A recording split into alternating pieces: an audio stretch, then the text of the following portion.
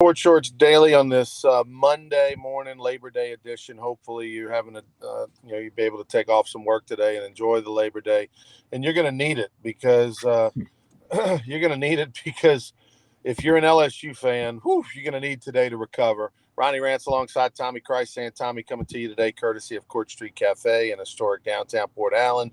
TK, you were wrong twice. I was wrong once. We both thought LSU would cover the -3. And for a minute, if they make that extra point, go to overtime, maybe we push, maybe we even win. You took the over. Obviously, if LSU kicks the extra point, you'd have been a winner on the over. I took the under. But I bet more on the -3 than I did on the over/under. So as I was a loser on the game, plus I had a few parlays that would have paid off if LSU would have won the -3. What a game, what a game, what a game. Let's start. Top 2-3 biggest takeaways for you in this LSU Florida State matchup. They got whipped on the offensive line and the defensive line. Line of scrimmage, Florida State owned it all night. 2 turnovers, which ironically didn't lead to points, but in the second turnover, it allowed Florida State to take some valuable time off the clock. And then they fumbled. Why they were pitching the ball, that's for them to worry about. Then, just the fact that, I kept getting the feeling that they weren't prepared. They weren't ready for the moment. It was a packed house, a lot of Florida State fans, a lot of LSU fans, both bands going crazy.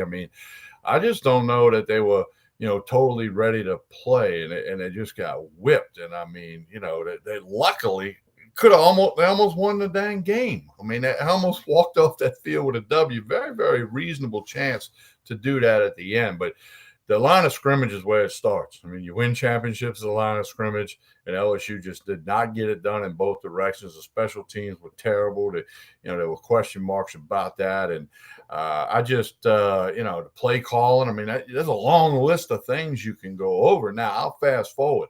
You should have went for 2 after that 4th down play, especially because you had like 10 minutes because they couldn't decide whether the guy got out of bounds, did his knee hit the ground. You should have been huddled up, which they did a couple of times, and said, all right, 4th down, this is what we're going to run. Then you go to the game plan and says, what's the play we're going to run on a 2-point conversion? And let's call both plays and get after it. You weren't going to stop them in overtime. But it's easy to coach from the sofa. It's easy to coach from home. It's easy to coach Monday morning. I get that. But I'm curious if Brian Kelly is going to talk about that. His press conference is tomorrow, and all the polls come out tomorrow. But I think LSU fans realize there's a long way to go. This team was 11-12 going into last night's game since winning that national championship in the Dome. 11-12. The roster turnover, the coaching staff turnover. Maybe we look through the purple and gold glasses a little bit, you and I and everybody else, and maybe the wise guys who had them at over and under 7 wins, and the voting polls that didn't rank them, maybe they weren't looking through purple and gold glasses, and they said, hey, there's a long way to go here with this program that, a mere 20-something months ago won a national championship. They're not even close to that. And then I think another big takeaway, I'm going to say it, Kayshon Boutte, and he deleted all his LSU stuff off his Instagram account. I would cut his ass today. He didn't run. He didn't think the ball was coming to him when he missed that. Could have been a touchdown pass, drop passes left and right, having to get on him on the sidelines. His attitude, he needs to check his attitude at the door ASAP, or you got a bunch of wide receivers, cut him because he's not a team player. He quit on that route, and there's no doubt about it. Well, he quit on that route because he saw that safety, and he knew even if he caught it, he was going to take a pounding, and he just. Okay, if you're an NFL top-round draft pick, you catch that ball, and you don't quit on a route. Well, it's not even about whether you get hit or not. It's about you want the ball every time, and so you expect it to come to you. But I will say this. I agree with everything you said. The offensive line was obviously the biggest takeaway. I talked to a couple friends that went out to some games to practices in August, and that was a continuous theme and problem was the offensive line. One time they were there at practice with a number of guests, and Brian Kelly came over and apologized and said, I can't believe y'all are here to see this, because he was getting all over the offensive line. So that's been a problem. Will continue to be a problem. Hopefully it gets better because there's a lot of newcomers and young players as the season goes on. Daniels probably needs to be the quarterback because he's a better runner than Nussmeier. And if I mean, you got to be able to run if you're going to be behind that offensive line. I was surprised. Look, 7, Butte, terrible attitude, all that stuff. I'm just surprised they didn't feature him more and try to get him the ball, force it to him more. Clearly, no matter who plays tight end, they love the tight end in the Brian Kelly offense, because we've saw more of the tight end featured yesterday than ever in LSU history, going back to maybe DiNardo when he had David LaFleur and Nicky Savoy. So the offensive line is a problem. I don't know that that's ever going to change. I thought the defensive line probably more than anything just got tired. But yes, I think we fell into the trap, Tommy, if we say the names enough, if we just keep repeating, the names of the players on defense, they get better over the course of the offseason. We kept saying, oh, they got this guy, that guy, this guy. And no, didn't make a difference. Those were 2 not very good teams. I don't think Florida State's a good team. Both teams deserve not to be ranked. I would be shocked if all of a sudden Florida State turned the corner and became a top 20 team, in the country. Although this did more for their program than it did for LSU's, no question about it. You can just see that after the game. But let me ask you something, Tommy. I was a long snapper in high school, about field goals and punts.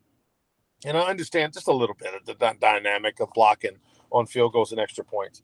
It really hasn't changed in 100 years of football. You get big people, shoulder to shoulder. You pretty much lock legs to try to make sure there's not a gap between you. And you just kind of get leverage and hold on for dear life. How LSU had 2 kicks blocked, especially after the first one, Tommy. If you're not sure after the first one, let me get my special teams group over to the side and let's regroup on how to do this now. And they get the extra point blocked. I mean, just inexcusable. Inexcusable. Well, and they've cut the film up all over social media. Mason Taylor was the left wing guy on that blocked extra point at the end of the game, and he let the guy get inside of him. He went towards the outside guy and put his hand up. I never played football past 12. Everybody goes to the inside instead of the outside. You take the inside shoulder on the extra point, not the block the outside guy. Unless he's got Deion Sanders speed, he ain't gonna block the kick. So that was a mental error on that, and I mean, you just can't do that, especially after it happened earlier. And that's the thing that's the thing that's disappointing, is that, like, the other thing about special teams that always is interesting to me is why we put not always our starters on special teams, right?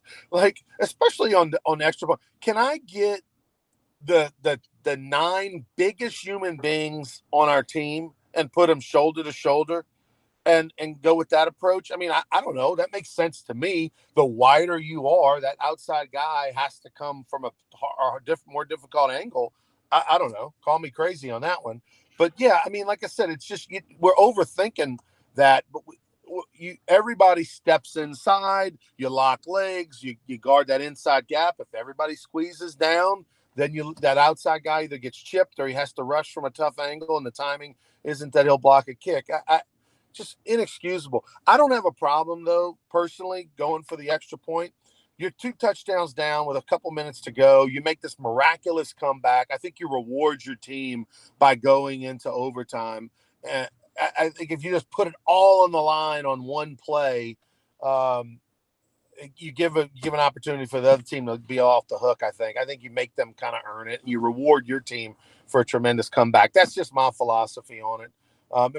Not to, and I get where you're coming from, Tommy. You think that Florida State was the much better team at that point in the game, and I disagree. I don't think LSU's ever going to think, unless it's Alabama on the road, LSU's ever going to think that they're the much better team than us. I think they think at minimum we're a push, and so you're kind of in a neutral site. You get your crowds feeling good. Their crowd's turning on their team. I would have liked to have seen it go to overtime, but obviously we'll never know. And I think it was just a sloppy game that ended with Florida State winning in a sloppy fashion.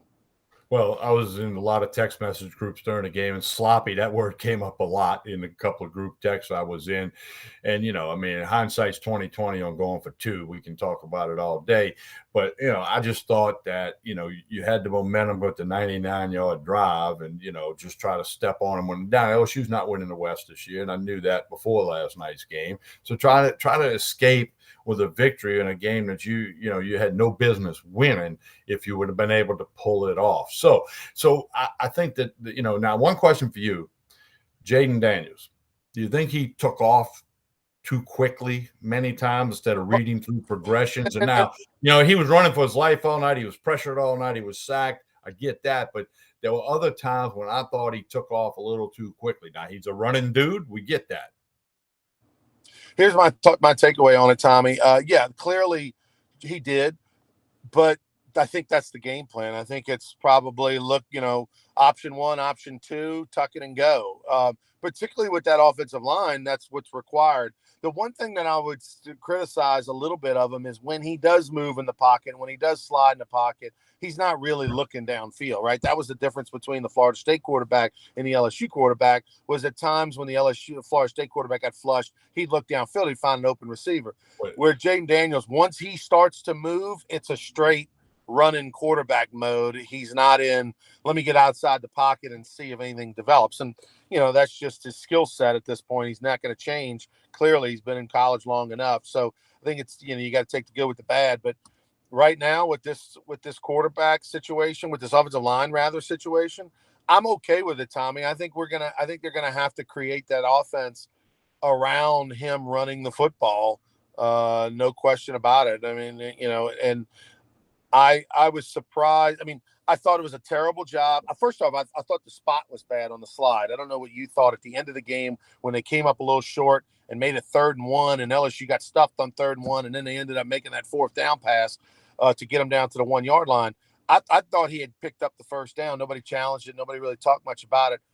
But as a quarterback, you got to make sure you get that first down. That's the only criticism I had of that. But I was surprised that the defense time and time again couldn't get off the field, gave up too many 3rd downs. I was surprised at the struggles they had on defense. We kept hearing how dominant the defense was going to be. They missed a ton of tackles. They took poor angles on pressuring the quarterback, didn't contain outside.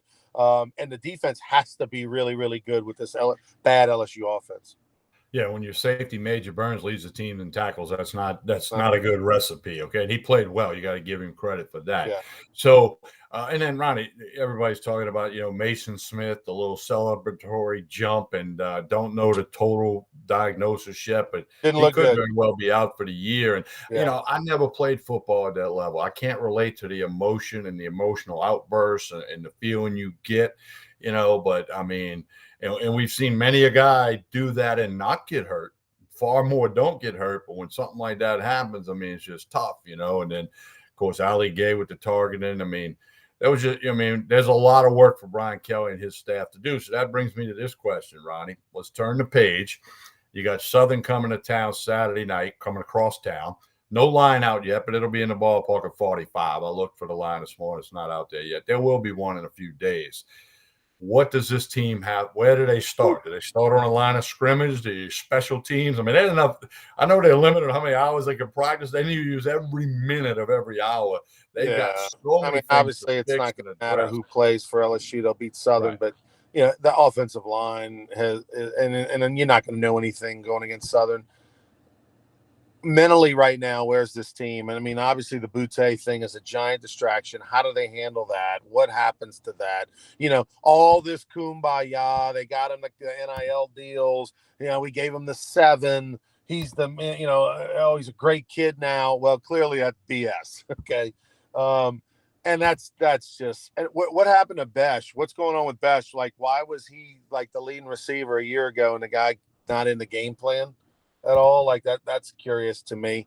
I mean, I'm scared to death of my over under 6.5 bet, Tommy. I gotta be straight up honest with you. The Tigers have to win the 3 non-conference games and go 4-4 in the SEC for me to win my bet, which I thought for sure was a lock. I thought I was stealing money at 6.5 over total wins on the season, and now I'm going to be panicking the whole rest of the year. Thanks so much. Well, and again, it may be lesson learned for you, me, and a lot of others. But purple and gold glasses don't always work. Right. I mean, sometimes you got to try to be objective. And we live in Baton Rouge. We read about it every day. You and I talk about it on Sports Shorts Daily, Sports Shorts Radio. Everybody talks about it. And like you said, you made a good point earlier. Just because you keep saying it doesn't mean it's going to work. And all his talent, and the one transfer from Arkansas, we now found out he's suspended for 4 games. Something with the transfer. You also had a bunch of scholarship players that nobody realized weren't going to dress out last night, and they did not. I mean, this program, I don't want to say it's in shambles, but it's got a lot of repair work to be done. Whenever you have a first-year coach, there's always transition. Coach Bertman's got plenty of stories about his first year. Nick Saban does as well. That first year, you're weeding out how things have always been done. They've got a whole new staff in that building, minus about 2 people. You got all these new players. You got all those players that were suspended. A lot of that's weed or, drug-related, failed a drug test, got to sit out, can't talk about it, grades, can't talk about it, And I think Brian Kelly's implementing his style, his system, his way of doing things, consequences, and it's going to take a minute for the buy-in. And this year clearly is going to be fixing all the messes that this program turned into. It's just with the transfer portal, can he have enough players buy in? Because nowadays it's not like, hey, I'm stuck, I got to buy in because I'm gonna be here for the next 3 or 4 years. It's, hey, I'm not buying into this, I'm out. And that's my concern for him. But anyway, right. There's a good question here by Craig. The past 2 seasons, the LSU opponent played a game prior to playing LSU. UCLA did it last year. Florida State did it this year. Craig throws that good point up, and I throw it up on the screen there. And, you can spin this both ways. They don't have any tape on us. They don't know what we're going to do. We got tape on them. But then, some of the issues that encountered LSU last night, had they played East Western Wyoming last week, you might have got some of those out of the way. Hindsight's 2020, and as of right now, they open the season September 3rd in Orlando against Florida State next year. And I just looked a little while ago. There's no other game before that currently on the LSU schedule. But so Craig brings that question up. And, that's one of them Monday morning things. You can talk about it. And right now you can say it helped Florida State, So, and it helped UCLA last year. Tommy, I got to go. Tell us about Court Street Cafe. We'll be back Wednesday morning for more Sports Shorts Daily. Yeah, Court Street Cafe in Port Allen closed today due to Labor Day, and we hope everybody that doesn't have to work enjoys that. We know some of you folks do have to work, especially all you first responders and stuff, so we tip our hat to you on that. Breakfast, lunch, dinner, back open tomorrow morning. Usually it's Monday through Saturday. Got a little bar in the back. Court Street Cafe, 805 Court Street in Port Allen. We want you to check it out. I'm going to try to get out there a little later in the week. Also, we'll be at Tremonti's Meat and Seafood. They're also closed today, but do check them all out on Facebook and Instagram. Court Street Cafe. They do a great job of posting everything. And don't forget, Hold the Rope tomorrow night, 6 p.m. Our guests are Doug Thompson and Justin Vincent. Should be a fun show. Go to Hold the Rope, Skip and Cano, subscribe to that YouTube channel, and you'll be all set to go. And don't forget to subscribe to Sports Shorts with Ronnie Rance on YouTube. We want you to do that as well. We'll be back Wednesday. Appreciate Craig and Chance and Jamie and all you other folks that jumped in on the chat this morning. Appreciate it very much, and check out Court Street Cafe very soon. Ronnie, you have a good Labor Day, and we'll talk to you a little bit later. You know how Ole Miss, Lane Kiffin went to the frat house to find a field goal kicker. Maybe Brian Kelly will go to the LSU Union to find 2 guys on that left side that can block for field goals. That's a little easier. What was the old story? Charles McClendon used to post it on the index card in the student union. Kicker tryouts show up at the athletic building Tuesday at 6 o'clock. It might, they don't do that. There's no billboard anymore, I'm sure, in the union. But no, hey, Brian Kelly and his staff, you got a lot of work to do. The fans know you're going to work hard at trying to fix everything.